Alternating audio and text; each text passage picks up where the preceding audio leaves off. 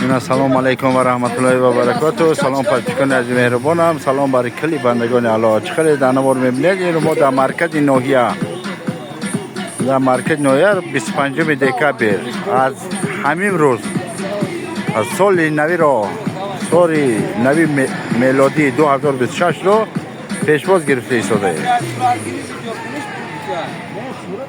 هم 3 متری صورت میگیرم، ویدیو میگیریم، 5 صورت میگیریم. من خیلی پول چیزی دیگه اندازه با ازو میکشم نقش سایده بود. من سر نام برا.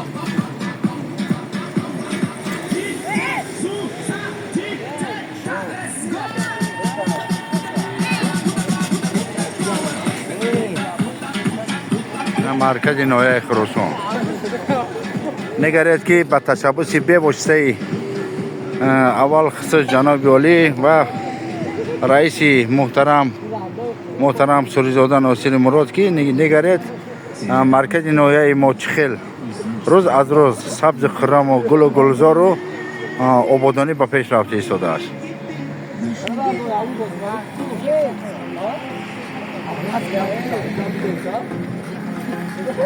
باقی در امان خدا باشید. ای خدای تعالی همین خط طلب میکنیم در 2026 بهترین سال شوه. خدا غریبای ما رو همش به سر بلند با وقت بفتن اینجا به دیداری پدر و مادر و زن و فرزندانشان، به دیداری کلی والدینشان خدا مشرف بگردونه.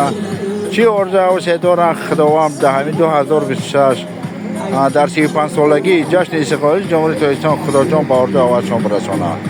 آمین. الله اکبر.